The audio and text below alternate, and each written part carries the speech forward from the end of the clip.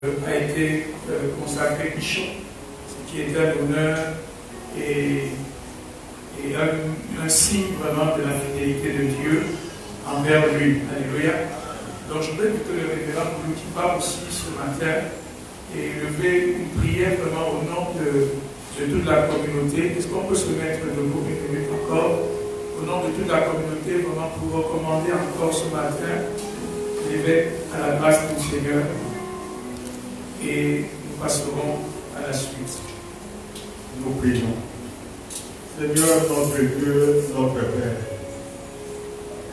nous te recommandons une fois de plus ton serviteur que tu as toi-même pris de là où il était pour le mettre à ton service et pour l'élever au niveau où tu as voulu le placer pour qu'il puisse très bien non seulement te servir, mais aussi conduire ton peuple et tes serviteurs, tes autres serviteurs, conformément à ta propre volonté et à tes propres instructions.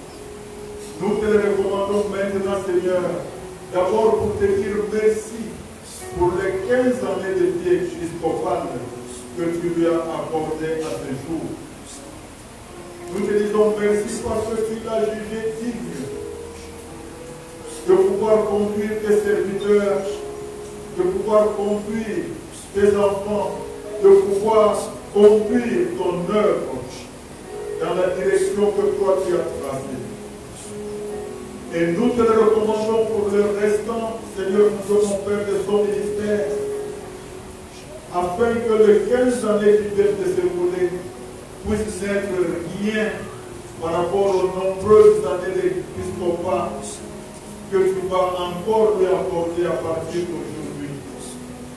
Afin, Seigneur, mon Dieu, mon Père, que tous les obstacles qu'il a rencontrés sur son chemin, toutes les épines sur lesquelles il a eu à marcher, tout ce qu'il a eu à affronter comme problème, Seigneur, puisse, oh Seigneur, mon Dieu, mon Père, tomber dans l'océan de l'oubli par rapport à toutes les grandes bénédictions que tu vas lui apporter dès maintenant. Par rapport à la gloire, à ta gloire à toi que tu vas faire resplendir dans sa vie. Seigneur, il a renoncé à la gloire du monde. Il a renoncé aux honneurs du monde. Il a renoncé même à sa famille, Seigneur, pour toi, pour te servir. Et toi, tu dis dans ta parole que celui qui te sert, toi-même tu l'honores. Honore le Seigneur au-delà de ce qu'il peut imaginer lui-même et au-delà même de ce que nous pensons ou de ce que nous te demandons. Continue, Seigneur, mon Dieu, mon Père, à agir puissamment dans sa vie, pour que son ministère puisse effectivement refléter ta gloire et ton honneur à toi, afin que tous ceux qui le verront puissent remarquer, puissent dire, Seigneur, mon Dieu, mon Père, que c'est toi qui es en train d'agir au travers de lui. Que sa bouche soit toujours, Seigneur, ta bouche à toi. Que les paroles qui sortent de sa bouche soient des paroles qui viennent directement de ton trône et de la grâce. Et que ses mains, Seigneur, soient les mains par lesquelles toi tu passes pour toucher ton peuple, pour nous toucher. Afin, Seigneur, mon Dieu, mon Père, que ces actes puissent toujours avoir le résultat que toi tu as prévu dans nous. Au nom de Jésus, nous avons prié avec des actions de grâce. Amen. Amen. Alléluia. Donc, joyeux anniversaire à l'évêque. Dans le monde, on a l'habitude de dire que le aimer n'est pas un sentiment, mais aimer est une action. Aimer est un verbe. C'est ce qu'on a l'habitude de dire. Alléluia. Donc, l'amour n'est pas dans les paroles, mais l'amour est dans les actes. Donc, aujourd'hui, c'est l'anniversaire épiscopal de l'évêque, mais le samedi 4 décembre, ça sera son anniversaire de naissance. Alléluia. Donc on va cumuler les deux anniversaires et le dimanche 5 décembre, on va célébrer son anniversaire épiscopal, son anniversaire de naissance. Alléluia. Donc ça sera ce dimanche-là que nous allons l'honorer, nous allons le bénir de la part du Seigneur et nous allons lui faire aussi du bien. Amen. Donc ce matin, on va vous remettre des enveloppes pour préparer votre offrande de l'amour.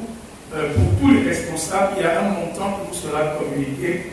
Pour tous les responsables de l'Église, il y a un montant minimal X qui vous sera communiqué.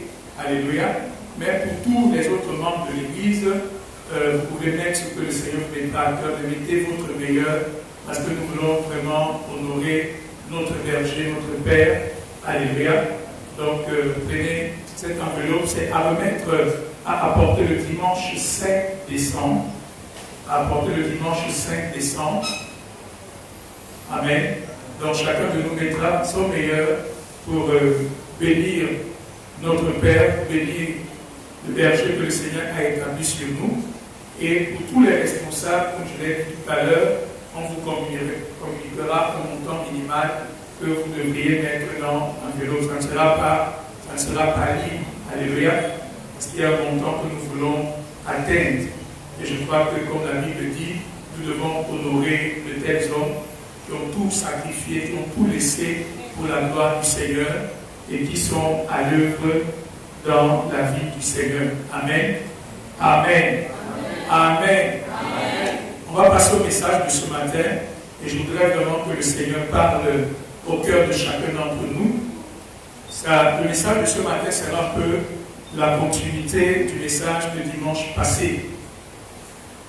Et je voudrais parler ce matin sur le thème « L'autel est un déclencheur de bénédiction ». L'autel est un déclencheur de bénédiction. Alléluia. Dis avec moi l'autel. L'autel.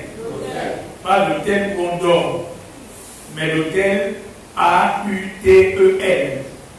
L'autel est un déclencheur de bénédiction. Alléluia. Alléluia. Est-ce que tu le crois ce matin? Je voudrais te montrer cette vérité dans la parole de Dieu, que l'autel est un déclencheur de ta bénédiction. L'autel est un puissant déclencheur de la bénédiction dans la vie d'un homme ou dans la vie d'une famille. L'autel est un déclencheur de bénédiction. Alléluia. Alléluia. Alors, pour ceux qui ne comprennent pas l'autel, pour un rappel, pour que nous comprenions la notion d'autel, il y a trois choses que je peux vous montrer rapidement. La première chose, quand nous parlons d'autel, on peut avoir un sens négatif. Donc, l'autel peut être tout ce que tu adores, tout ce que tu places au-dessus de Dieu. Alléluia. Donc ça, c'est dans le sens négatif. Un autel peut être tout ce que tu adores, tout ce qui prend la place de Dieu, tout ce à quoi tu donnes ton adoration et qui n'est pas Dieu. Alléluia. Alléluia. L'autel peut être tout ce que tu adores. Ça peut être une chose, ça peut être une personne, ça peut être une idole, ça peut être donc tout ce que tu adores et qui n'est pas Dieu. Tout ce que tu adores et tout ce qui prend la place de Dieu dans ton cœur ou dans ta vie peut devenir un autel. Mais ça, c'est dans le sens négatif. Alléluia. Comme disait le pasteur Clarisse dimanche passé, tu peux avoir l'autel de ta propre volonté. Ça veut dire que tu t'adores toi-même, tu es ton propre Dieu. Alléluia. Mais ces autels-là, ce sont des autels négatifs. Nous devons les renverser. Nous devons les détruire. Donc quand nous parlons de renverser les faux autels, nous parlons de renverser dans nos vies toutes ces choses que nous adorons, qui ont pris la place de Dieu dans nos cœurs. Alléluia. Vous me suivez ce matin? Amen. Et comme on le dit, ce n'est pas toujours très évident. Tu peux avoir un faux autel dans ta vie, mais sans t'en rendre compte. L'argent peut être ton Dieu, mais tu ne te rends pas compte que c'est l'argent que tu adores. Alléluia. La gloire du monde, les choses matérielles, peuvent être ton Dieu, peuvent être ton autel, mais tu ne te rends pas compte de cela. Donc souvent c'est assez subtil. Alléluia.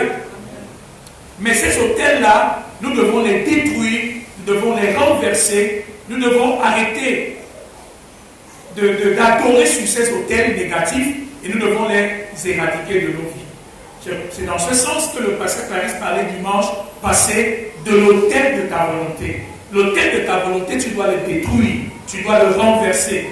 Alléluia. Et le deuxième aspect, dans une autre perspective, les autels peuvent être aussi, les autels, on peut les prendre dans le sens des autels sataniques.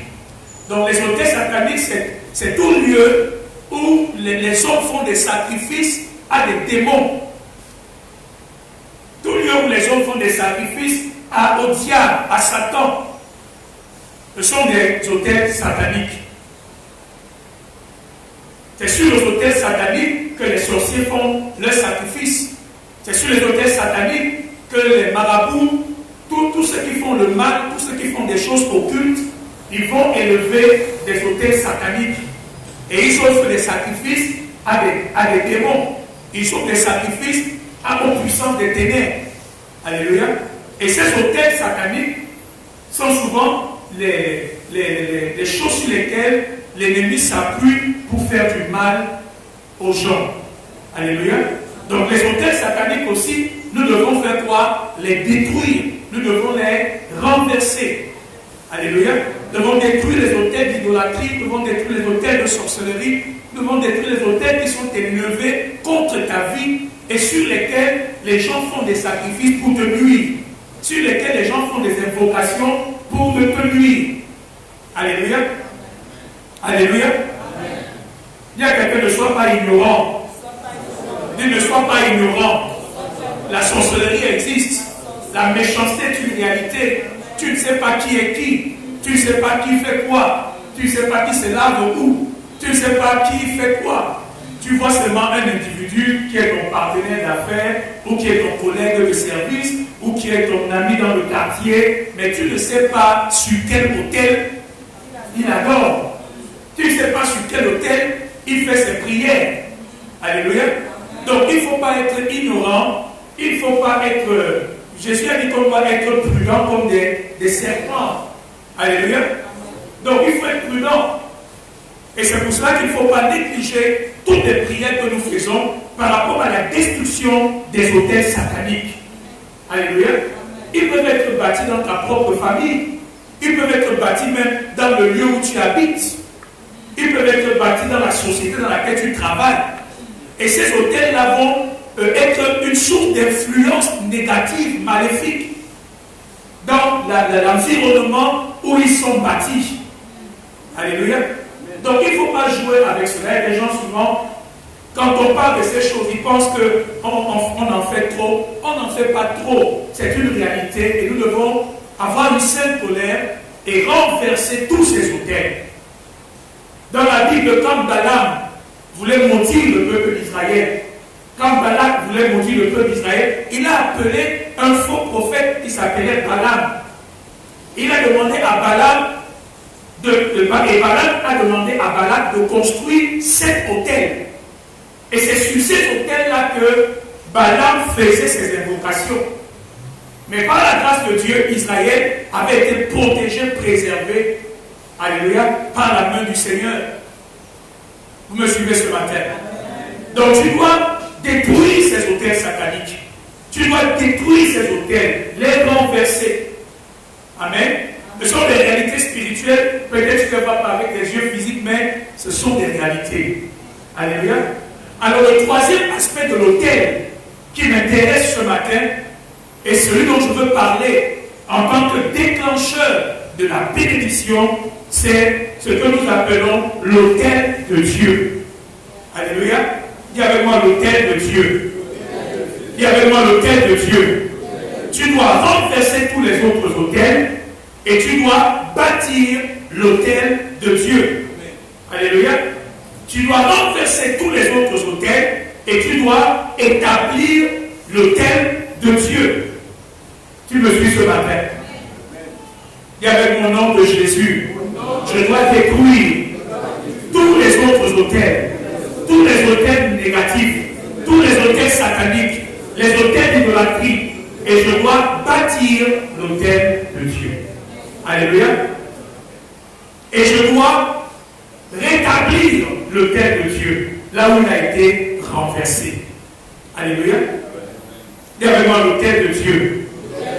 Dis l'autel de Dieu.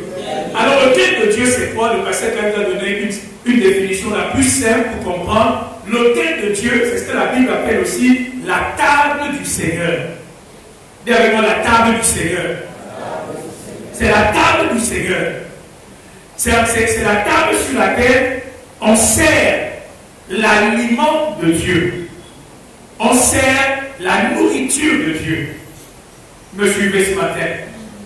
Donc l'autel, c'est la table du Seigneur, sur lequel on offre à Dieu des sacrifices, des holocaustes, des sacrifices d'action de grâce. C'est la table du Seigneur. Amen. La table du Seigneur. Et sur cette table-là, on offre à Dieu des sacrifices. Alors, ce que je voudrais vous montrer ce matin, c'est que l'autel de Dieu n'est pas seulement un lieu de sacrifice. L'autel de Dieu n'est pas seulement un lieu du renoncement. L'autel de Dieu n'est pas seulement un lieu de la mort. Mais l'autel de Dieu est aussi en même temps un lieu de bénédiction. Alléluia. L'autel de Dieu est en même temps un lieu de bénédiction. Je vais vous montrer ce matin que l'autel, ce n'est pas seulement un lieu où je perds quelque chose. L'autel n'est pas seulement un lieu où je perds quelque chose, mais l'autel est aussi un lieu où je gagne quelque chose. Tu me suis ce matin. L'autel n'est pas seulement un lieu où je renonce à quelque chose, mais l'autel est aussi un lieu où je reçois quelque chose. Quelqu'un me suit ce matin? C'est pour cela que je parle de l'autel en tant que déclencheur de bénédiction. Ce n'est pas seulement un lieu de la souffrance, mais c'est aussi une porte qui te permet d'aller à une autre dimension de gloire. Vous me suivez ce matin? Je vais insister parce que je veux qu'on aille ensemble. Je veux que tu saisisses la parole de Dieu ce matin. L'autel est un déclencheur de bénédiction. Parce que l'autel est un lieu d'échange. Dis avec moi échange. C'est un lieu d'échange. C'est un lieu où il y a une transaction qui s'opère. Tu me suis ce matin? C'est un lieu où il y a une transaction, il y a un échange qui se passe. Ce n'est pas juste que moi je viens à l'autel et je sacrifie quelque chose. Ce n'est pas juste que moi je viens à l'autel et je renonce à quelque chose. Ce n'est pas que juste que moi je viens à l'autel et j'attends donc quelque chose et puis je m'en vais. Non. Qu'est-ce que je voudrais vous montrer ce matin? Et je voudrais qu'on aille dans la parole de Dieu et je vous montrerai cela clairement. Que l'autel est un déclencheur de bénédiction. Alléluia. Alléluia. Quand nous parlons d'autel, nous parlons aussi en même temps du sacrifice. Parce que l'autel, dans une certaine mesure, se conforme avec le sacrifice. Alléluia. C'est deux choses différentes, mais dans la compréhension, on peut associer les deux choses. Parce que l'autel, c'est le lieu où on fait des sacrifices. Donc quand nous disons que quelqu'un a bâti un autel dans sa vie, nous disons que cette personne est une personne qui sait offrir à Dieu des sacrifices.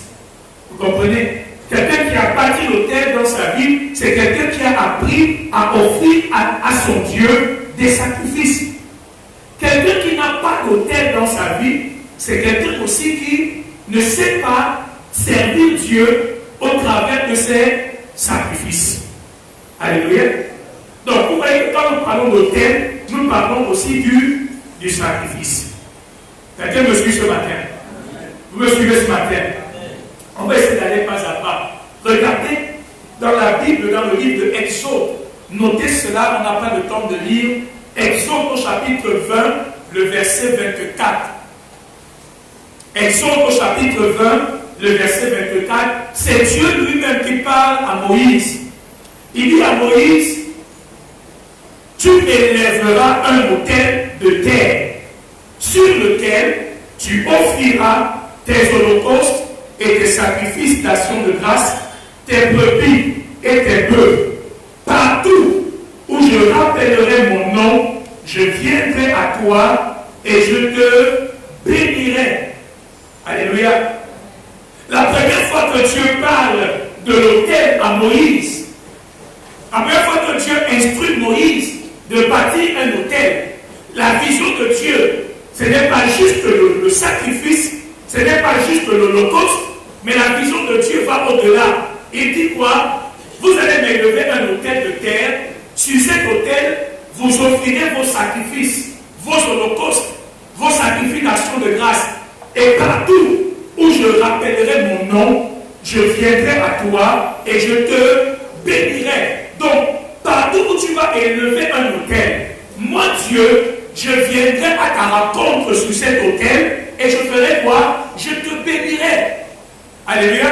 Partout où tu élèveras un autel pour moi et que tu m'offriras ton holocauste, ton sacrifice d'action de grâce, je viendrai à toi, je viendrai à ta rencontre sur cet autel et je répandrai ma bénédiction sur toi. Donc l'autel n'est pas juste un lieu du sacrifice, c'est aussi le lieu de la bénédiction. Alléluia. C'est aussi le lieu de la rencontre avec Dieu qui change quelque chose dans ma vie. C'est le lieu de la rencontre avec Dieu qui amène une grâce dans ma vie. Ce n'est pas juste un lieu du sacrifice. Pourquoi je parle de cela? C'est parce que si nous nous focalisons uniquement sur la dimension du sacrifice, nous allons oublier qu'il y a aussi une dimension de la bénédiction. Alléluia. Alléluia. Quelqu'un me suit ce matin.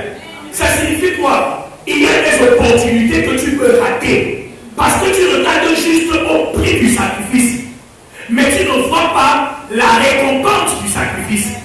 Et donc tu peux passer à côté de certaines opportunités parce que tu as peur du sacrifice. Alléluia. Donc, ne regardons pas lequel, juste dans l'aspect du sacrifice, de la souffrance, du renoncement, mais regardons aussi lequel comme quelque chose qui peut déclencher la bénédiction de Dieu dans nos vies. Tu me suis ce matin. Quand tu sais que ce que tu perds est infiniment plus petit que ce que tu gagnes, qu'est-ce que cela va produire en toi? Cela va te donner la force de faire le sacrifice. Alléluia. Cela va te donner la force de payer le prix. Parce que tu sais que ce que je perds est infiniment plus petit que ce que je gagne. Alléluia. C'est pour ça que le Seigneur m'a mis à cœur ce matin de faire un peu la face B du message du dimanche passé. Alléluia. Parce que le dimanche passé, nous avons parlé du renoncement, du sacrifice, de la souffrance, de la bataille. Je reviendrai dessus tout à l'heure. Ce sont des choses importantes, mais il y a une face B. Et la face B, c'est laquelle l'autel dans ta vie est un extraordinaire déclencheur de la bénédiction de Dieu. Alléluia. Je suis venu te dire ce matin que ce que l'autel peut provoquer dans ta vie comme bénédiction est infiniment plus petit que tout ce que tu peux endurer comme ça, infiniment plus grand que tout ce que tu peux endurer comme sacrifice et comme renoncement. Tu me suis ce matin. Tu me suis ce matin. Ce que l'autel de Dieu peut provoquer dans ta vie comme bénédiction dépasse de loin tout ce que tu peux endurer comme souffrance, comme sacrifice, comme renoncement. Non ça, garde ça en toi, que ce que l'autel de Dieu peut déclencher dans ma vie comme bénédiction dépasse de loin tout ce que je peux endurer comme sacrifice, comme souffrance, comme renoncement. infiniment au-delà. Alléluia. Infiniment au-delà. La Bible nous parle d'Abraham dans Genèse 22, 12. Abraham, Dieu a demandé à Abraham, sacrifie-moi Isaac. Me suivez ce matin. Dieu demande à Abraham de faire quoi? De sacrifier Isaac. Et Abraham prend Isaac, il commence à marcher, il va sur la montagne de Morija, et là sur la montagne, Abraham élève un autel. Il prend son fils, il attache son fils, et il prend son fils, il le met sur l'autel. Il prend le couteau, il lève le couteau, et il est prêt à sacrifier Isaac. La Bible déclare que c'est à ce moment que Dieu, l'ange prend la parole, et l'ange dit à Abraham, n'avance pas la main et ne fais pas de mal à l'enfant. Et Dieu lui dit, car je sais maintenant que tu crains Dieu et que tu ne m'as pas refusé ton fils, ton unique. Alléluia. Quand Abraham a offert Isaac sur l'autel du sacrifice, Dieu a parlé d'une manière spéciale sur la vie d'Abraham. C'est ce jour-là que Abraham a sécurisé la bénédiction de Dieu, la promesse de Dieu dans sa vie.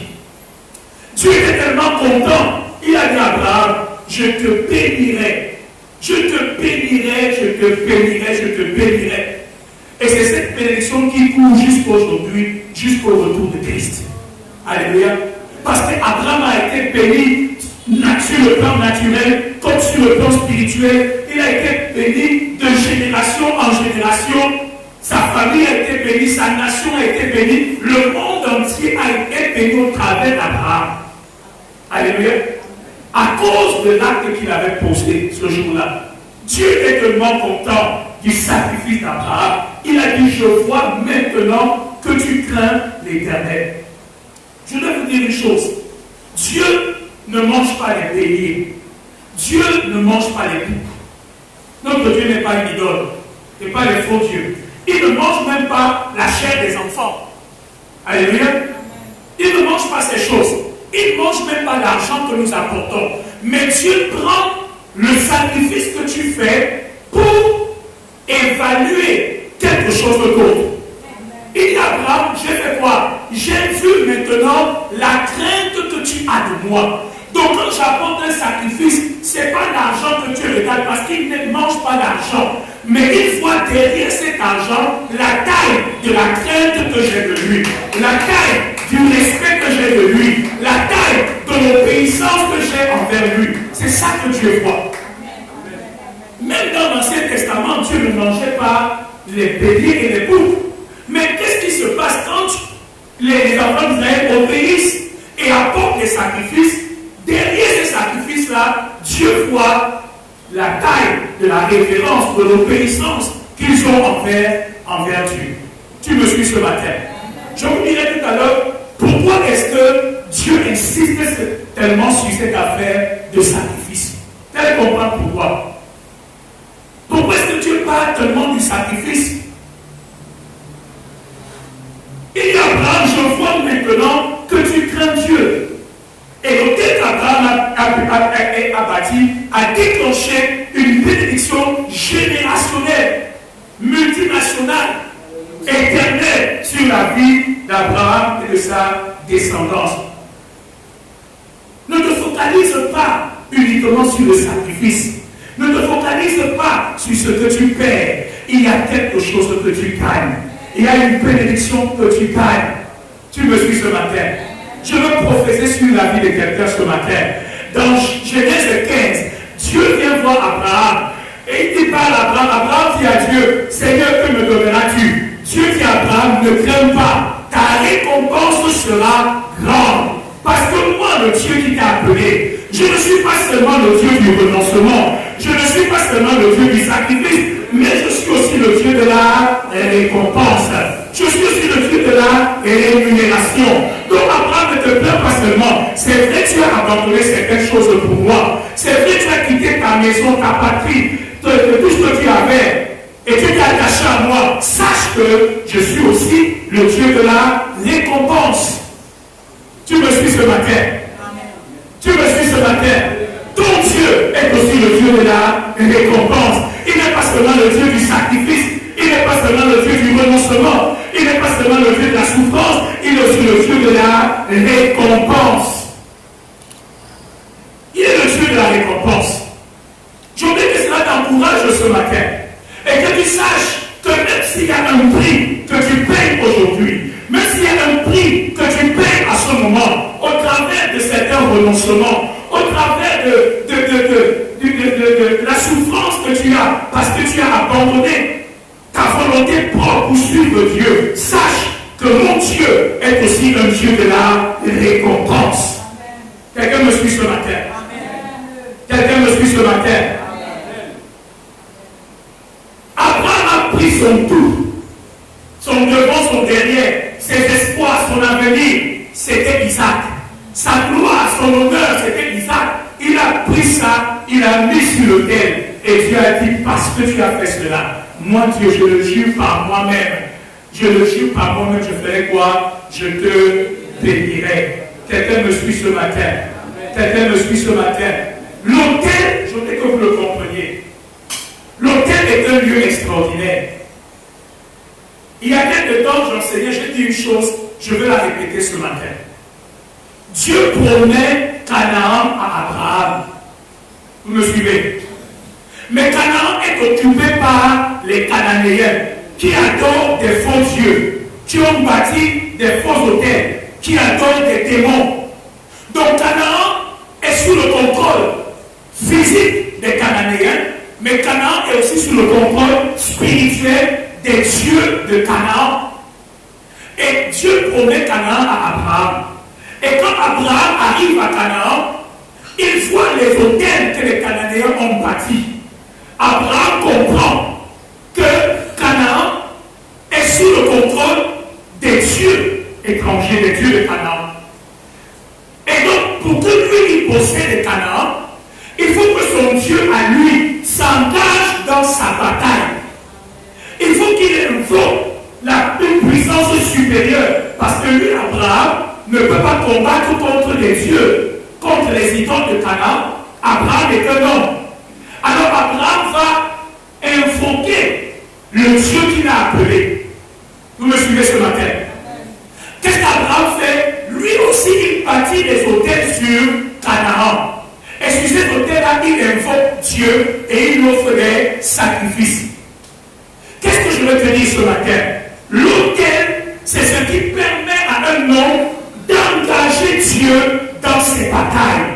L'autel, c'est ce qui permet à un homme d'engager une puissance supérieure, une puissance surnaturelle dans ses combats. Quand tu es dans un combat qui te dépasse, quand tu es dans une bataille qui est au-delà du naturel, quand tu es dans un combat où des forces spirituelles sont engagées, tu ne peux pas te contenter d'être quelqu'un de simple. Il faut que tu engages aussi des forces spirituelles. Et comment tu engages des forces spirituelles dans ton combat? C'est en bâtissant l'autel de ton Dieu. Tu me suis ce matin?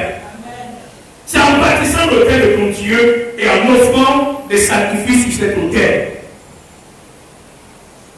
L'autel permet à un homme d'engager, d'inviter, d'appeler l'intervention de Dieu dans ses batailles. C'est pour ça que je dis encore ce matin, l'autel est un déclencheur de bénédiction. Alléluia.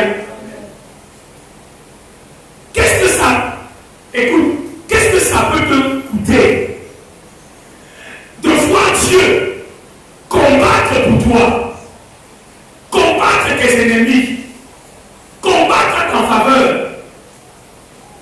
Ça vaut pour le sacrifice. Alléluia. Israël était un peuple extraordinaire parce que chaque fois qu'ils étaient en bataille, Dieu combattait pour Israël. Le ciel combattait avec Israël. Les anges combattaient avec Israël. Alléluia. Je veux que tu comprennes ce matin la puissance de l'autel de Dieu dans ta vie. L'autel a une particularité. C'est que l'autel est invite la présence de Dieu. Dieu se sent attiré chaque fois qu'un homme a bâti un autel. L'autel attire la présence de Dieu.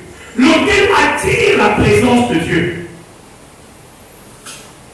Écoute mon frère, quand Dieu est engagé dans ta bataille, quand Dieu est engagé dans ton combat, quand Dieu prend ton côté et dit je m'engage dans cette bataille, qu'est-ce qu'il y a encore à craindre? Qu'est-ce qu'il y a encore à faire? Tu me suis ce matin? Est-ce que quelqu'un me suit ce matin? Salomon a bâti un autel à Dieu. Et sur cet autel, Salomon a offert à Dieu 1000 holocaustes. 1000. 1, 2, 3, 4, 5, 6, 7, 8, 9, 10, 11, 12, 13, 14, 15, 16, 17, 18, 19, 20, 21, 22, 23, 24, 25, 26. Je ne peux même pas d'abord arriver à 100, vous serez déjà fatigué. Mais Salomon a offert 1000 holocaustes. Et les holocaustes, ce n'étaient pas les produits. L'holocauste, c'était le gros gibier, les bœufs, les béliers, les vaches. Ce n'était pas du menu bétail, c'était du gros bétail. 1000. Et Dieu est tellement content. La Bible dit que Dieu est descendu. Parce que l'autel invite toujours Dieu. Oh, je veux que tu le comprennes. L'autel attire Dieu. Dieu est l'auteur du sacrifice qui s'élève de l'autel. Et Dieu descend. Il y a à Salomon, il lui dit, tu veux quoi? Demande tout ce que tu veux. On lui a donné un chèque en blanc parce qu'il a bâti un autel et qu'il a offert sur cet autel un sacrifice extraordinaire qui a fait monter vers le trône de Dieu un parfum de bonne odeur. Dieu est étouffé par la bonne odeur du parfum de l'autel de Salomon. Il est descendu, il a dit non. Il y a quelqu'un qui est en train de me provoquer. Il y a quelqu'un qui est en train de provoquer mon cœur. Il y a quelqu'un qui est en train. Parce que Dieu aime l'autel. Je vais vous dire pourquoi tout à l'heure, vous allez comprendre. Ce n'est pas une affaire de bélier, ce n'est pas une affaire des animaux, c'est plus profond que ça. Il aime cette odeur. Il aime l'odeur du sacrifice. Et il est descendu, il a dit à Salomon, qu'est-ce que tu veux que je te donne? Un chèque en blanc. Un chèque en blanc. Et Salomon a dit, je veux ça, je veux ça. Dieu a dit, ok, je te donne ça. Et je fais encore quoi? J'ajoute encore même ce que tu n'as pas demandé. Alléluia. Dis à ton voisin, ce que l'autel de Dieu peut déclencher dans ta vie comme bénédiction dépasse de loin tout ce que tu peux endurer comme souffrance, comme renoncement, comme sacrifice, de loin. Alléluia. Je vais plus loin ce matin. Vous savez que tout le système d'adoration de l'Ancien Testament est bâti sur les sacrifices, n'est-ce pas? Tout le système d'adoration. Donc, non seulement le temple, mais surtout l'autel. L'autel qui est bâti dans le temple ou dans le tabernacle est le centre et le cœur de l'adoration du peuple de Dieu dans l'Ancien Testament. Alléluia. Ce n'est pas juste le temple. Dans le temple, il y a un endroit particulier qui s'appelle l'autel. Et l'autel devient le centre, le cœur même de l'adoration de Dieu dans l'Ancien Testament.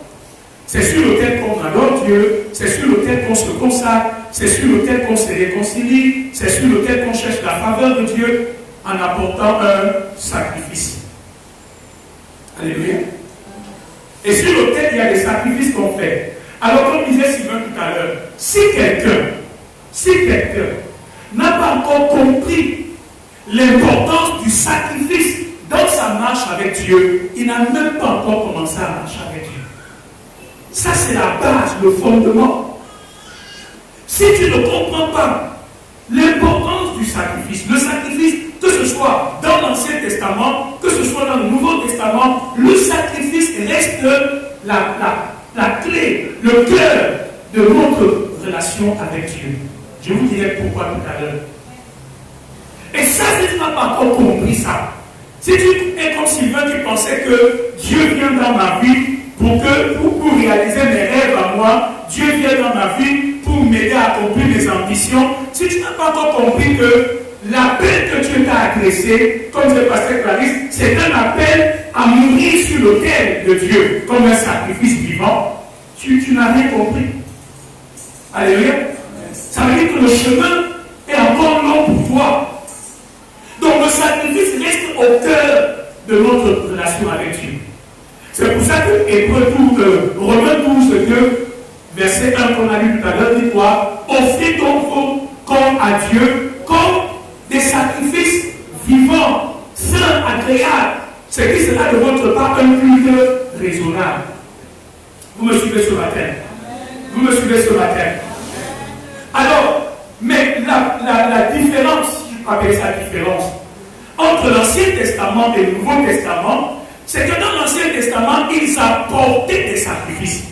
Ils apportaient des animaux. Mais dans le Nouveau Testament, la perspective change. Nous n'apportons plus les sacrifices, mais nous sommes le sacrifice. Alléluia. Salomon a mis 1000 béliers sur l'autel. Son corps n'a même pas fait tchap, peut-être son âme, peut-être, je ne sais pas. Mais ce n'est pas la même chose quand c'est quelqu'un d'autre qui souffre pour toi. Donc dans l'Ancien Testament, ils apportaient les sacrifices. Mais dans le Nouveau Testament, nous sommes le sacrifice. Tout ce que nous sommes, notre corps, notre âme, notre esprit, nos biens, notre temps, notre argent, notre gloire, notre beauté, notre intelligence, notre force, notre sagesse, la somme de tout ce que nous avons, nous devenons le sacrifice. Alléluia. Et la table du Seigneur, l'autel, devient ton cœur. Et c'est sur cet autel-là que toi-même, avec ce sacrifice vivant, parce qu'il n'est pas mort, comme dit Sylvain, ce n'est pas quelqu'un qui prend la décision à ta place, c'est toi-même qui prends la décision de t'offrir sur l'autel de Dieu. Alléluia.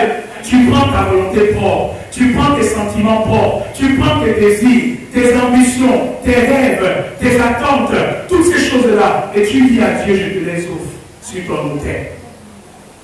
Vous me suivez ce matin? Dans le Nouveau Testament, je suis le sacrifice. C'est pour ça que dans le Nouveau Testament, la Bible dit que tu peux donner à Dieu de l'argent sans que tu adresses cela, parce que ce n'est pas d'abord l'argent qui est le point important. Le point important, c'est ton cœur. C'est toi-même que Dieu veut. Tu me suis ce matin. Et quand tu as ton cœur, il aura aussi tes biens.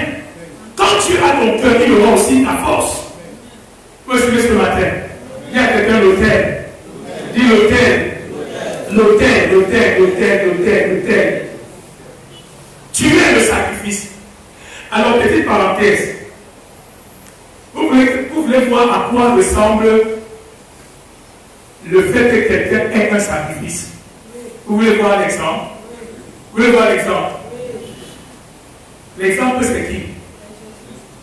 C'est Jésus. On reviendra sur Jésus. Non, je veux un autre exemple. L'exemple, c'est qui? Quand on dit je suis le sacrifice, vous voulez voir à quoi ressemble? C'est l'attitude de quelqu'un qui est le sacrifice. C'est qui? C'est Isaac, le fils d'Abraham. Frère, mettez-vous pas à sa place. Ton père t'appelle. Il dit, mon fils, viens, on va adorer sur la montagne. Tu dis, oui, papa. Vous commencez à marcher. Vous commencez à marcher. Vous arrivez sur la montagne. Ton père prend les pieds, il commence à bâtir l'autel. Il sort le couteau. La seule chose qu'Isaac a dit, il a dit, père, je vois le couteau, je vois l'autel, mais où est le bénéfice, le sacrifice? Son père a dit, le Seigneur lui-même s'en charge là. Abraham prend la corde, il attache son fils. Je ne sais pas, quand on a attaché ses pieds, qu'est-ce qu'il pensait? On n'entend pas à Isaac commencer à dire, père, qu'est-ce que tu as envie de faire? On ne voit pas Isaac démarrer malade. On ne voit pas Isaac dire, non, mon père a une arrêtée au plafond, il est fou. On attache le gars, il ne dit rien. On attache les pieds, on le saucissonne, il ne dit rien. On le prend, il ne dit rien. On le met sur, même les animaux, bêtes quand même quand on les sacrifie, quand même, Isaac ne dit rien. La Bible est rien, il n'y a rien. On le prend, on le met. Son père prend le couteau. Il soulève le couteau. Le gars, il voit que le couteau qui est soulevé. Le gars ne dit rien. C'est ça qu'on appelle je suis le sacrifice. Je suis le sacrifice. Et que je suis mort à moi-même. J'ai tellement une confiance dans l'amour de mon Dieu, dans la bonté de mon Dieu, que quand il est à gauche, je vais à gauche.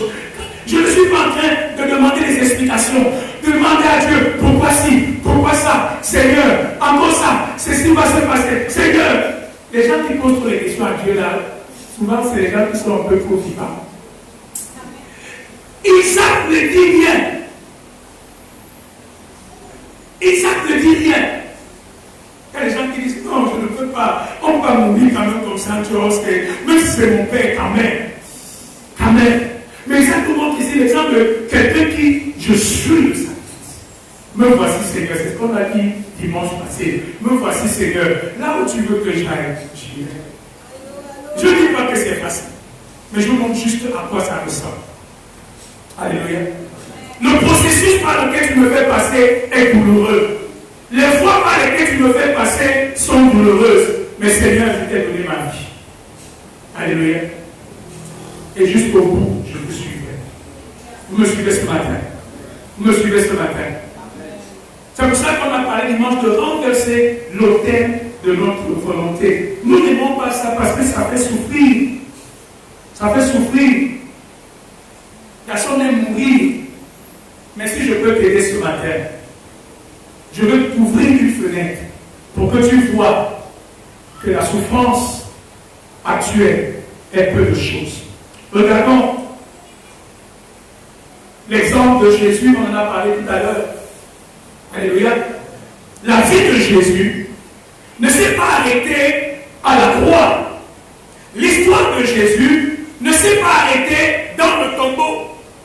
Mais Jésus est arrivé jusqu'au trône et il a été couronné de gloire. Alléluia.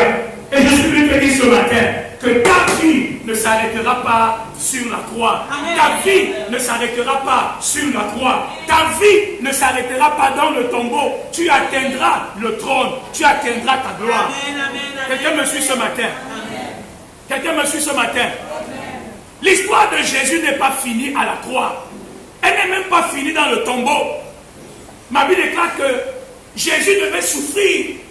Pour faire quoi? Pour qu'il entre dans sa gloire. Il fallait que le Fils de l'homme souffre pour qu'il entre dans sa gloire. Philippiens 2, je ne vais pas lire parce que nous connaissons ce texte. On dit qu'il n'a pas regardé comme une proie à arracher d'être l'égal de Dieu. Mais il s'est humilié. Alléluia. Il s'est humilié jusqu'à la mort. Jusqu'à la mort de la croix. Alléluia.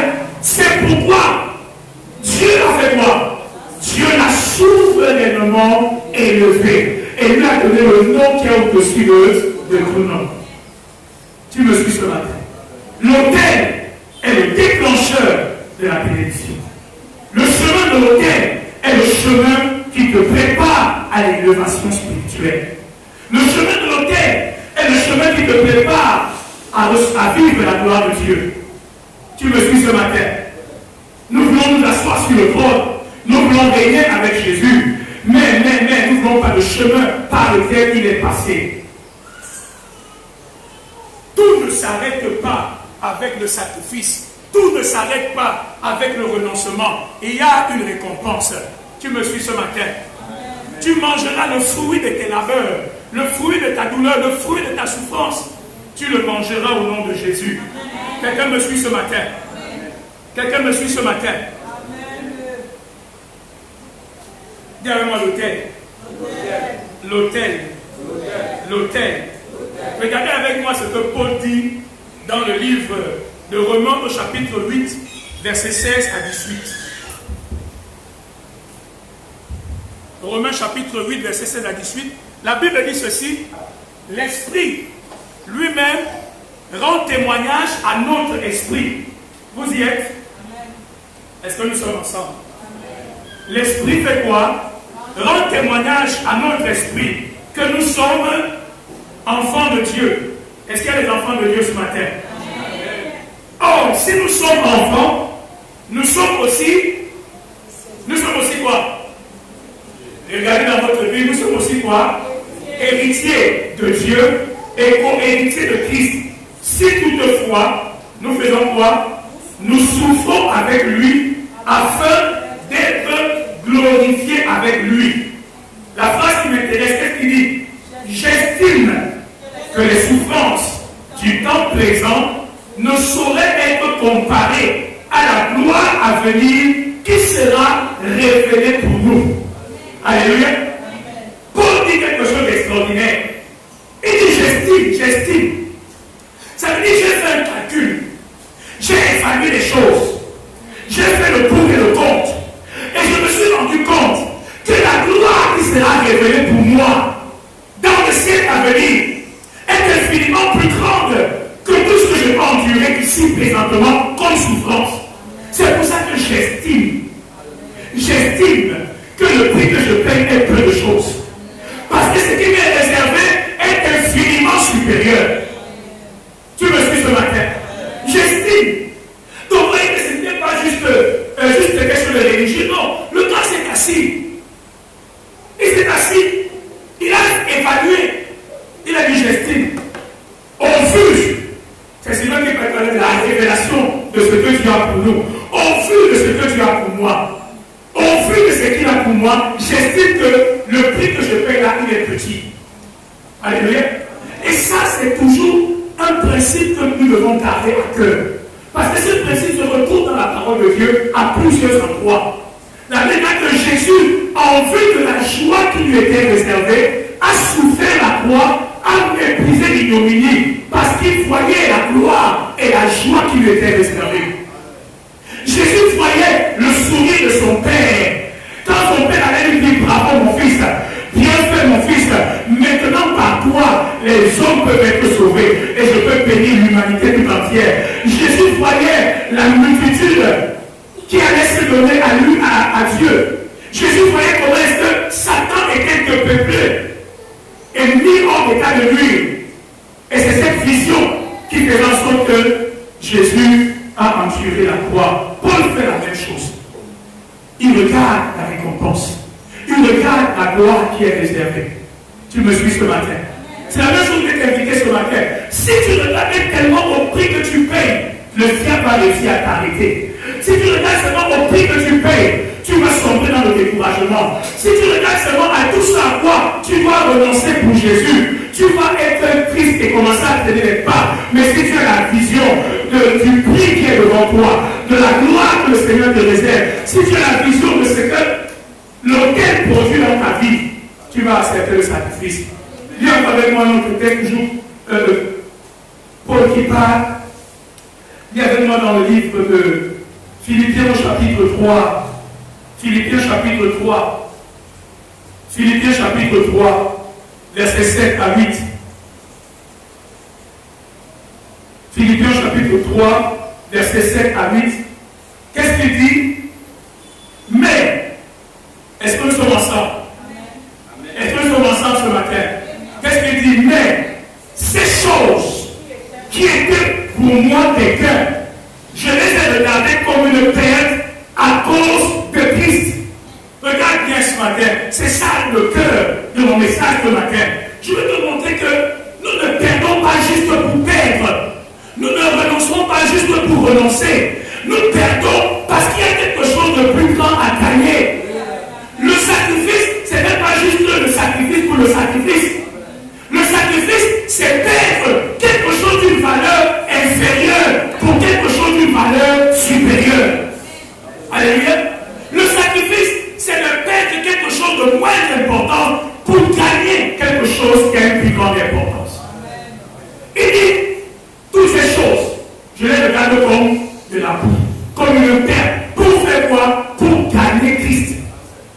Je ne suis pas seulement en train de perdre, je suis en train de gagner. Je suis en train de gagner quelque chose de plus grand. Alléluia.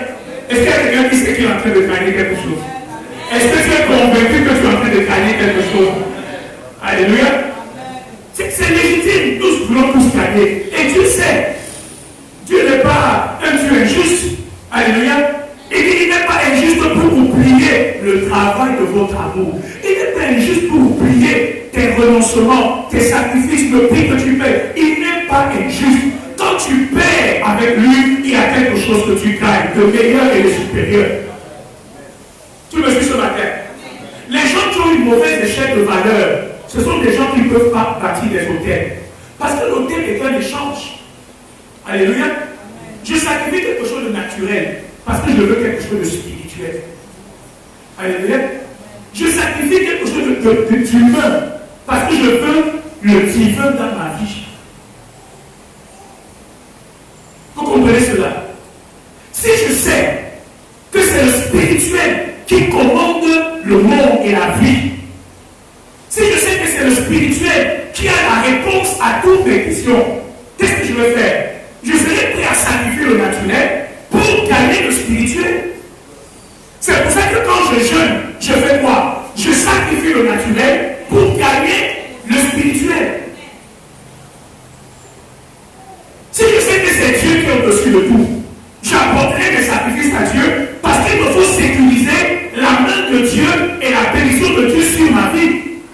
Si je sais que la véritable bénédiction n'est pas juste celle que j'obtiens par moi-même, mais si je sais que la véritable bénédiction vient de Dieu, la véritable bénédiction qui enrichit, qui satisfait, qui comble, vient de Dieu, qu'est-ce que je ferai?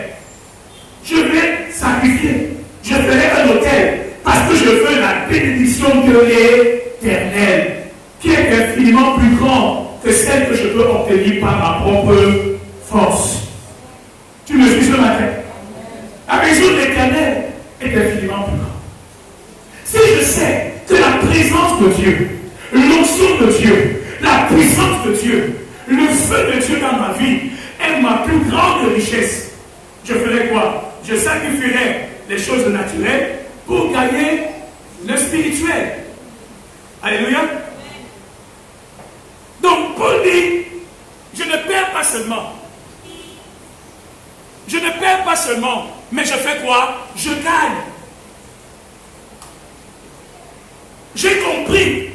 Ce qui me motive, mon zèle, c'est que ce que je gagne est infiniment plus grand. Et il dit, je regarde toutes ces choses comme une perte à cause de l'excellence que j'ai de la connaissance de mon Seigneur, pour lequel j'ai fait quoi? J'ai renoncé à tout et je les regarde comme de la boue afin de gagner Christ. Tu me suis ce matin? Tu me suis ce matin? Alors je vais terminer ce message avec trois choses que l'autel, trois bénédictions que l'autel de Dieu déclenche dans la vie de l'homme. Trois bénédictions. Et je vais terminer par là. On n'aura pas le temps de lire tous les textes. Trois bénédictions que l'autel de Dieu déclenche dans ta vie. Quand tu commences à vivre cette notion d'autel, ça veut dire quand tu commences à pratiquer ce renoncement, quand tu apprends à dire non à toi-même pour dire oui à Dieu. En passant, avant que je ne revienne sur les trois bénédictions, je l'ai promis tout à l'heure que je vais vous dire pourquoi est-ce que Dieu insiste tellement sur la notion de sacrifice.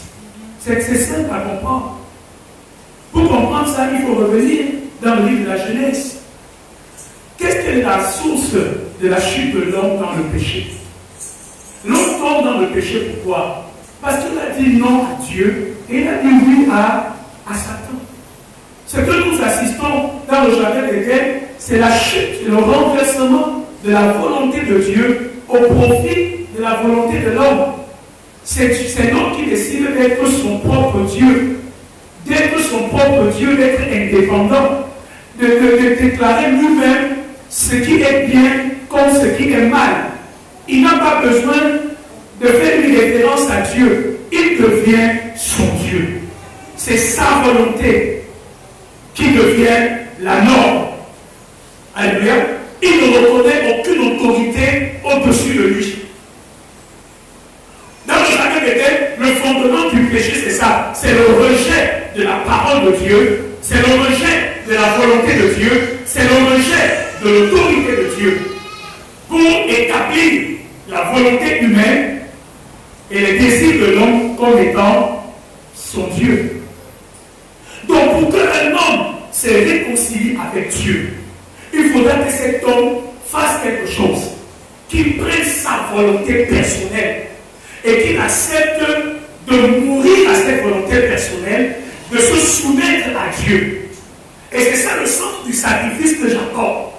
Ce n'est pas le bélier, c'est moi-même qui meurs. Le retour à Dieu se fait par le chemin du sacrifice, parce que c'est le chemin où je m'abaisse, je meurs à mon moi, je reconnais qu'il y a un Dieu, une autorité au-dessus de moi, quelqu'un qui mérite mon adoration, quelqu'un qui mérite ma louange, quelqu'un qui mérite que j'obéisse à sa parole. Et donc je me soumets. C'est pour ça que Dieu aime l'odeur du sacrifice, parce que c'est ta volonté propre qui brûle. C'est ton moi, c'est ton orgueil, c'est ta suffisance personnelle qui est en train de brûler totalement. Et c'est cette odeur que Dieu aime. Alléluia. C'est ton orgueil, c'est ta suffisance, c'est ton moi, c'est ceci, cela que tu penses être, c'est ton ego. Tu prends tout ça et tu mets sur l'autel et ça brûle. Et c'est totalement consumé. Ça monte à Dieu comme un parfum de bonne odeur. C'est pour ça qu'à cet effet dimanche, que la véritable adoration, c'est le sacrifice. Tu me suis ce matin. Donc si tu es encore assis sur ton propre trône, tu auras du mal à faire les sacrifices. Alors, 3 bénédictions que Dieu relâche dans la vie de ceux qui bâtissent les autels. Première bénédiction, on a chanté ça ce matin. La première bénédiction, c'est le feu de Dieu. Alléluia. Dis avec moi le feu de Dieu. La première bénédiction que Dieu met dans la vie de ceux qui ont un autel, c'est le feu de Dieu. Tu me suis ce matin. Le feu de Dieu. Dans l'Ancien Testament, quand on bâtissait des autels et qu'on faisait des holocaustes, le signe que Dieu avait accepté le sacrifice, c'est quoi? Le feu descendait du ciel et consumait l'holocauste. Et dans le livre de Actes au chapitre 2, quand les disciples sont enfermés dans la chambre haute, ils sont en train de faire quoi? Ils sont en train de renverser l'autel de leur propre volonté. Les disciples dans la chambre haute sont en train de mourir à eux-mêmes, mourir à leurs ambitions, mourir à leurs projets, mourir à leurs rêves. Les disciples dans la chambre haute sont en train de dire non à ce qu'ils veulent. Tout ce qu'ils veulent, c'est être au service de Dieu. Et ma Bible déclare le jour de la Pentecôte, qu'est-ce qui s'est passé? Le feu est descendu du ciel. Le feu de Dieu les a embrassés. Il n'y a pas de feu s'il n'y a pas d'autel. Mais s'il y a autel, alors le feu de Dieu descend. Le feu de Dieu, c'est la présence de Dieu. C'est la puissance de Dieu. C'est la gloire de Dieu. Le feu de Dieu, c'est la gloire de Dieu qui envahit ta vie. Quand tu bâtis l'autel de ton Dieu, frère, Dieu ne manquera pas d'ouvrir son ciel et de relâcher son feu dans ta vie. La présence de Dieu, la puissance de Dieu, l'onction de Dieu va envahir ta vie. C'est ce que nous cherchons, frère. Quand nous bâtissons l'autel, nous voulons inviter le feu du Saint-Esprit à embraser nos vies. Nous voulons que le ciel s'ouvre et que le feu du Saint-Esprit nous embrasse. C'est ce feu qui te rend zélé. C'est ce feu qui te renouvelle spirituellement. Tu me suis ce matin? C'est ce feu de Dieu qui devient la force de ta vie. On a chanté tout à l'heure que ton feu, Seigneur, brûle en moi. Et ce feu brûle quand tu rebâtis l'autel de Dieu dans ta vie. Alléluia. Alléluia. Un jour, il y a un serpent qui a mordu la main de l'apôtre Paul. Qu'est-ce que Paul a fait? L'apôtre Paul a secoué la vipère dans le feu. Parce que c'est le feu qui détruit les œuvres du diable dans ta vie. Quand tu n'as plus le feu, les serpents vont prospérer dans ta vie. Les œuvres du diable vont prospérer dans ta vie. Mais quand tu as le feu, les œuvres du diable seront consumées. Peu importe le serpent, peu importe les œuvres du diable qui veulent se manifester dans ta vie, parce qu'il y a le feu, ces œuvres seront anéanties. Tu me suis ce matin? Est-ce que nous sommes toujours ensemble? Est-ce que nous sommes toujours ensemble? Quand tu bâtis l'autel, le feu va descendre. Le Saint-Esprit va t'embraser. La puissance de Dieu va se manifester. L'onction de Dieu va agir dans ta vie. C'est pour ça que tu dois rebâtir l'autel. Parce que quand il n'y a pas l'autel, il n'y a pas le feu. Et quand il n'y a pas le feu, Satan est content. Ces œuvres peuvent prospérer dans l'église. Le feu qui va embraser et détruire les œuvres du diable dans ta famille, les œuvres du diable partout là où tu es, ce feu-là doit brûler à partir de ton autel. Alléluia. Qui veut ce feu ce matin? Qui veut ce feu ce matin? Tu vas aller le chercher. Tu vas bâtir un autel. Tu vas passer le temps devant ton Dieu. Et le feu va descendre. Et quand le feu descend, quand le feu descend, il n'y a plus rien qui peut t'arrêter. Alléluia. Quand le feu descend, il consume la peur, il consume la crainte, il consume l'angoisse. Quand le feu descend, ça devient une autre affaire. Alléluia. C'est le feu qui attire la présence des hommes. C'est le feu qui a amené les gens à s'intéresser à Pierre et aux autres. C'est le feu. Ils ont dit, mais qu'est-ce qui se passe? Parce que le feu amène la manifestation visible de la puissance de Dieu. Le feu de Dieu dans ta vie amène la manifestation visible de la présence de Dieu. Quand le feu envahit ta vie, il y aura des manifestations. Le feu ne peut pas brûler quelque part et personne ne sait qu'il y a le feu qui brûle là-bas. Le feu ne peut pas être allumé quelque part et personne ne sait qu'il y a un feu qui brûle là-bas. Quand je bâtis le Seigneur remplit ma vie du feu de son esprit, du feu de sa présence. Là où j'avais peur de pécher, le feu de Dieu va ouvrir ma bouche. Sa parole sera un feu dans mon cœur. Tu ne peux pas te passer du feu de Dieu. Quand le feu est là, tu ne vas pas dormir pendant le service. Quand le feu est là, tes pieds brûlent pour aller dans la présence de Dieu. Quand le feu est là, ton cœur brûle pour chercher la face de Dieu. Quand le feu est là, ton cœur brûle d'impatience chaque fois que tu dois adorer ton Dieu. Mais quand il n'y a pas de feu, toutes les raisons seront valables pour rester couché à la maison. Quand il n'y a pas de feu, toutes les excuses seront valables pour ne pas te sacrifier, pour ne pas obéir. Mais quand le feu est là, il n'y aura plus d'excuses. Alléluia. Parce que le feu est une puissance. Alléluia. Le feu est une puissance. Je veux que tu aies soif du feu de Dieu. En cette fin d'année, le diable n'a pas peur de ta religion, de tes bavardades. Le diable a peur du feu dans ta vie. C'est le feu qui l'effraie. Quand il va amener les ténèbres, le feu de Dieu est tellement dans ta vie que les ténèbres même sont consumées. Tu comprends pourquoi il ne veut pas que tu restaures l'autel? Parce qu'il sait que sans autel, il n'y aura pas de feu.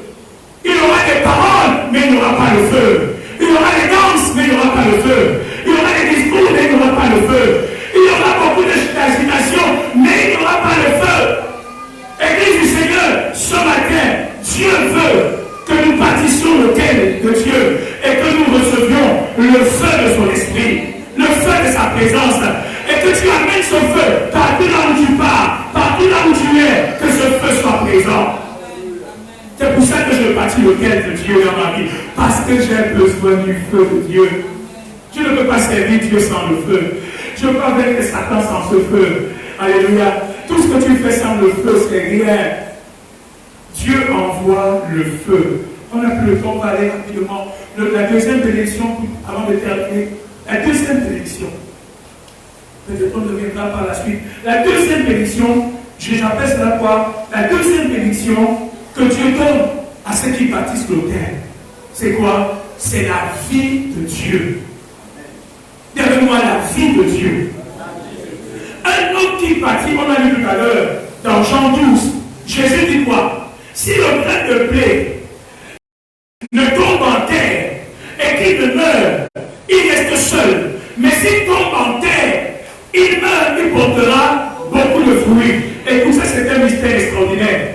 Il y a en chaque enfant de Dieu quelque quelque chose d'extraordinaire qui s'appelle la vie de Dieu, qui s'appelle la vie éternelle, la vie de Dieu lui-même. Jésus a dit, ceux qui croiront en moi, des fleuves d'eau vive feront quoi? Couleront de leur sein. Il parlait du Saint-Esprit. Chaque enfant de Dieu a en lui, dans son esprit, quelque chose de puissant qui s'appelle la vie éternelle, la vie de Dieu. C'est une vie incorruptible, c'est une vie indestructible, c'est la vie même de Dieu lui-même, c'est la nature de Dieu lui-même qui est dans ton esprit. Alléluia. Mais cette vie qui est en toi, cette vie qui est dans ton esprit, ne peut pas se manifester tant que ta chair ne meurt pas, tant que ton âme ne meurt pas, tant que tu ne viens pas à l'autel pour faire mourir ton âme, pour faire mourir ta chair, la vie de Dieu qui est en toi restera enfermée dans ton esprit. C'est quelque chose que je vais vous comprendre ce matin. La vie de Dieu est en nous. Mais cette vie est enfermée. Nous avons notre chair, nous avons notre âme. Mais quand je commence à mourir à moi-même, quand je commence à mourir au désir de ma chair, quand je commence à dire non à mon moi, quand je commence à m'abaisser, qu'est-ce qui se passe? La vie de Dieu qui est en moi commence à se répandre. Vous me suivez? Quand on prend une graine d'arachide, il y a la vie dans cette graine. Mais quand on la sème, la première chose qui affecte cette graine, c'est d'abord la mort. Vous êtes d'accord avec moi? C'est d'abord la mort, qui est la destruction de la couche extérieure. Pour que la vie qui est dans cette graine puisse germer, il faut d'abord la mort. C'est pour ça que Paul dit dans 2 Corinthiens 4, la mort agit en nous pour que la vie agisse en vous. La mort doit agir en toi. La mort là c'est quoi? C'est le renoncement. C'est dire non à ta chair. C'est dire non au plaisir mondain. C'est dire non à tes ambitions propres. C'est dire non à tes envies. C'est dire non à tes sentiments propres. Quand cette mort agit en toi, c'est en ce moment que la vie de Dieu peut se manifester. Donc vous comprenez qu'un chrétien qui ne veut pas venir à l'autel pour renverser sa propre volonté ne va jamais manifester la vie de Dieu. Alléluia. Ne va jamais manifester la vie de Dieu. La vie de Dieu dans ton corps, c'est la santé. La vie de Dieu dans mon corps, c'est... La vie de Dieu dans mes émotions, c'est quoi? Dans mon âme, c'est quoi? Ce sont les émotions de Dieu. Quand la vie de Dieu dans ton âme, tu seras comme Jésus. Quand il y a la tempête, le gars fait quoi? Il dort. Parce que dans son âme là, il y a la vie de Dieu. Et ce qu'il ressent, ce n'est pas les émotions des hommes, ce sont les émotions de Dieu. C'est pour ça qu'il a la paix, même quand il y a la tempête. Tu vas avoir une joie que toi-même tu n'expliques pas. Parce que la joie que tu as, ce n'est pas ta joie, c'est la joie de Dieu. Quand la vie de Dieu est dans tes émotions, dans ton âme, tu vas ressentir les émotions de Dieu, la paix de Dieu. Frère, si Dieu te donne sa paix, qui va te troubler? Si Dieu te donne sa joie, qui va t'attrister? Si Dieu te donne son repos, qui va tourner ton repos? Tu vas regarder les situations, tu vas rire, parce que la vie de Dieu est dans ton âme. Quand la vie de Dieu est dans ton âme, tu vas ressentir les émotions de Dieu. Même tes colères seront des saintes colères. Alléluia. Même tes colères seront sanctifiées. Parce que tu sauras là où te fâcher et là où ne pas te fâcher. Contre qui te fâcher et contre qui ne pas te fâcher. Parce que quand la vie de Dieu envahit ton âme, tu ressens les émotions de Dieu. Alléluia. Quand la vie de Dieu envahit ta vie, envahit ton intelligence, tu commences à voir quoi? Les idées de Dieu, la créativité de Dieu. Alléluia. Quand la vie de Dieu envahit tes pensées, tu commences à penser. Les gens se demandent que tu as pris cette idée où? Parce que la vie de Dieu t'a inspiré. Quand la vie de Dieu envahit ta vie, tu deviens comme Joseph. Tout ce que tu touches, fait quoi? Prospère. Alléluia. Tout ce que tu touches, fait quoi? Prospère. Parce que la vie de Dieu, c'est la puissance qui brise la mort, qui brise la stérilité. Quand la vie de Dieu envahit ta vie, quand quand la vie de Dieu commence à se manifester en toi, la stérilité sera brisée, la mort sera brisée, il y aura du succès dans ce que tu fais, il y aura la prospérité dans tes projets, parce que la vie de Dieu, c'est ce qui donne vie à toute chose. Ézéchiel a lancé dit partout où le torrent passera, tout vivra à cause du torrent. Tu comprends pourquoi tu as besoin de l'autel? Tu comprends comment l'autel déclenche la bénédiction de Dieu dans ta vie? Et le dernier point, Dieu donne quoi? Le feu. Dieu donne quoi? La vie. Et le dernier point, quand tu bâtis l'autel, Dieu te donne l'autorité et la puissance pour anéantir Satan. L'autorité spirituelle et la puissance nécessaire pour avoir la victoire sur le diable. Jacques dit quoi? Soumettez-vous donc à Dieu. Résistez au diable et il fera quoi? Il fuira loin de vous. Quand je bâtis l'autel, quand je renverse l'autel de ma propre volonté, quand je me renonce à moi-même et que je me soumets à Dieu, le Seigneur dit que ce qu'il me donnera, c'est l'autorité, la puissance. Je vais résister à Satan et Satan fuira loin de moi. Pourquoi? Parce que ce qui donne à Satan un pouvoir sur ma vie, c'est ma propre chair. C'est mon orgueil. C'est pour ça que quand vous le chassez par la porte, il revient par la fenêtre.